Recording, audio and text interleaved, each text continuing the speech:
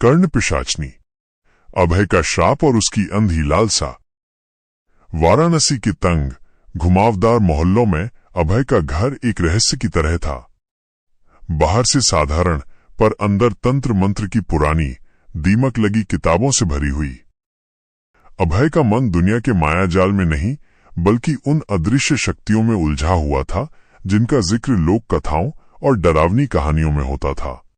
उसे लगता था कि जीवन की साधारणता एक जाल है और असली शक्ति उन लोगों के पास है जो इस जाल को तोड़कर दूसरी दुनिया में झांक सकते हैं। कर्ण पिशाचनी का नाम उसके कानों में एक मधुर, लोभ भरी धुन की तरह गूंजता था। वो एक ऐसी शक्ति थी जो भविष्य दिखाती थी, और अभय का सबसे बड़ा लोभ था भविष्य पर राज करना। जब उसे वो पुराना जर्जर ताड़पत्र मिला तो वो किसी खजाने से कम नहीं था। उसमें लिखे हर शब्द ने अभय के अंदर सोए हुए लोभ को जगा दिया। शमशान में शव पर आसन 108 मालाएं, ये सिर्फ मंत्र नहीं थे, बल्कि अभय के लिए शक्ति का निमंत्रण था। अमावस्या की वो रात भयानक थी। आसमान में एक भी तारा नहीं था, मानो प्रकृति ने खुद अपने सारे द्वार बंद कर लिए हों। अभय कांपते हुए कदमों से श्मशान की ओर बढ़ा। चिताओं की धीमी लौ और जलती हुई लकड़ियों की गंध उसके डर को और बढ़ा रही थी। लेकिन लोभ का नशा डर से कहीं ज्यादा गहरा था। उसने एक अधजले शव पर आसन जमाया, जिसके चारों ओर उसने एक सुरक्षा घेरा बनाया था, जैसा कि ताड़पत्र में बताया गया था। उसने आंखें बंद की और रुद्राक्ष की माला लेकर मंत्रोच्चार शुरू किया। ओं ह्री कर्ण पिशाचनी स्वाहा। पहली 21 माला पूरी हुई और श्मशान की हवा अचानक शांत हो गई। एक अजीब सा सन्नाटा छा गया, इतना गहरा कि अभय को अपने दिल की धड़कनें साफ सुनाई दे रही थीं। फिर एक धीमी भयानक हंसी गूंजी, जो मानो किसी सूखे नाले में बहते पानी की आवाज हो। अभय की रीढ़ में ठंडी सिहरन दौड़ गई। उसने सोचा कि ये उसके मन का वहम है। लेकिन 51 माला पूरी होते ही हवा सचमुच भारी होने लगी। अभय को महसूस हुआ कि उसके चारों ओर की हवा में एक अजीब सी ऊर्जा है। उसका शरीर भारी होने लगा, मानो किसी अदृश्य शक्ति ने उसे दबा दिया हो। और फिर 108 माला पूरी होते ही एक भयानक चीख उसके कान में गूंजी। जब उसने आंखें खोली तो उसके सामने एक काली लंबी छाया खड़ी थी। उसके उलझे हुए बाल हवा में लहरा रहे थे और उसकी आंखें अंगारों की तरह जल रही थीं। उसके होंठ फटे थे और जब वो मुस्कुराई तो उसके दांत नुकीले नुकीले और पीले थे। वो अभय के कान के पास झुकी और एक ऐसी आवाज में फुसफुसाई जो उसके दिमाग के अंदर तक गूंज गई। तुमने मुझे पुकारा है साधक, अब बताओ किस रहस्य की चाह है।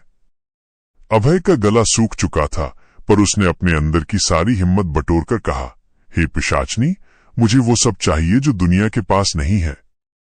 मुझे भविष्य जानना है, मुझे अपार धन और शक्ति चाहिए।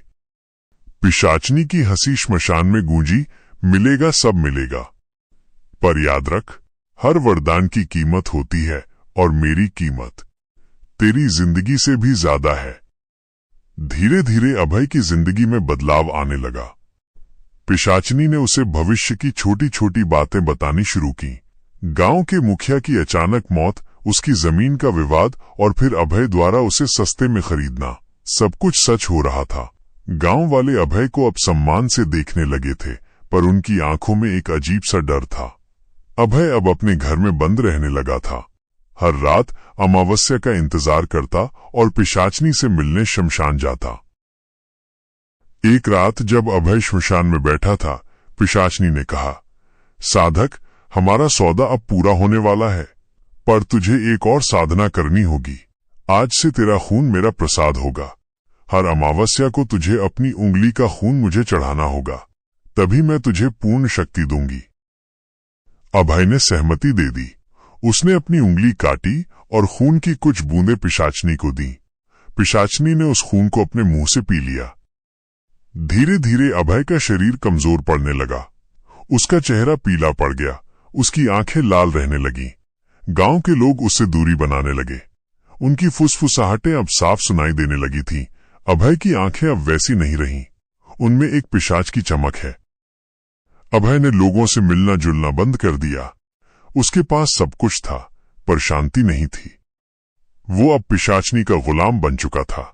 हर रात वो उसे नए नए और खौफनाक काम करने को कहती और अभय उसका हर आदेश मानता चला गया। एक अमावस्या की रात पिशाचनी ने एक नया और भयानक आदेश दिया। साधक, अगर तुझे मेरी पूर्ण सिद्धि चाहिए तो तुझे अपनी ही जड़ों को काटना होगा। अगली अमावस्या को तुझे अपने ही परिवार का बलिदान देना होगा। उनके खून से ही हमारी आत्माएं मिलेंगी। अभय के होश उड़ गए। उसका लालच अब उसके अपने खून के रिश्तों को निगलने पर उतारू था। उसने उस आदेश को मानने से मना कर दिया, पर पिशाचनी के पास उसे विवश करने की शक्ति थी। अगली अमावस्या की रात आई। अभय अपने छोटे भाई को बहला फुसलाकर शमशान ले आया। उसका भाई अपने बड़े भाई पर पूरा भरोसा करता था।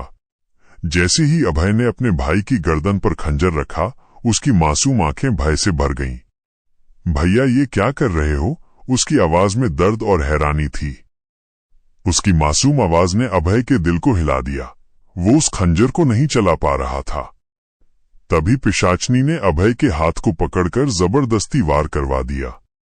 खून की धार बहने लगी और अभय का भाई दर्द से कराहता हुआ वहीं तड़प तड़प कर मर गया। पिशाचनी का ठहाका गूंजा, अब तू मेरा है हमेशा के लिए। उस दिन से अभय का शरीर पूरी तरह से पिशाचनी के काबू में आ गया। वो पूरी तरह से एक जानवर बन गया था। उसका शरीर पीला पड़ चुका था और उसकी आंखों से लगातार खून टपकता रहता था। वो गांव में अजीब हरकतें करता था। रात को चीखता था और बेसुध होकर जमीन पर लौटता था। गांव वाले डर के मारे अपने घरों के दरवाजे बंद कर लेते थे। एक रात गांव वालों ने हिम्मत जुटाई। उन्होंने अभय को पकड़ा और उसे श्मशान में ले जाकर जंजीरों से बांध दिया। उन्होंने एक पुराने और अनुभवी तांत्रिक को बुलाया जो इन शक्तियों को पहचानता था। तांत्रिक ने मंत्रों का जाप करना शुरू किया। जैसे ही मंत्रों की शक्ति अभय के शरीर में प्रवेश करने लगी, वो दर्द से चीखने लगा। उसके कानों से खून और मवाद बहने लगा। अचानक उसके शरीर से एक भयानक काली छाया बाहर निकली। यह कर्ण पिशाचनी थी।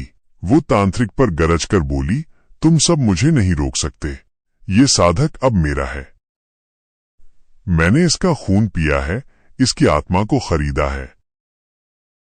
तांत्रिक ने एक जलती हुई लकड़ी ली और उस पर अग्नि मंत्र का प्रयोग किया। आग की लपटें पिशाचनी को चारों तरफ से घेरने लगीं। पिशाचनी जोर जोर से चीखने लगी। उसकी चीखें इतनी भयानक थीं कि गांव वालों के कान सुन्न हो गए। धीरे धीरे वो एक धुएं में बदल गई और हवा में विलीन हो गई। लेकिन अभय वहीं अपनी जंजीरों में बंधा हुआ दर्द से तड़पता रहा। उसका शरीर अब सिर्फ एक खाली ढांचा रह गया था। कुछ ही देर में उसकी आंखें बंद हो गईं और वो वहीं मर गया। गांव वाले आज भी कहते हैं कि अमावस्या की रात उस श्मशान से किसी के फुसफुसाने की आवाज आती है, साधक मुझे बुलाओ, मैं रहस्य बताऊंगी।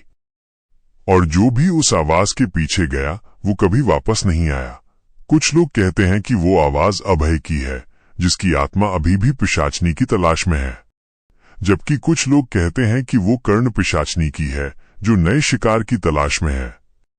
ये कहानी हमें सिखाती है कि लालच की कोई सीमा नहीं होती, और जब इंसान हर हद पार कर देता है तो उसकी जिंदगी और आत्मा दोनों दांव पर लग जाती हैं। क्या आप ऐसी और डरावनी कहानियां सुनना चाहेंगे या हम किसी और विषय पर बात करें?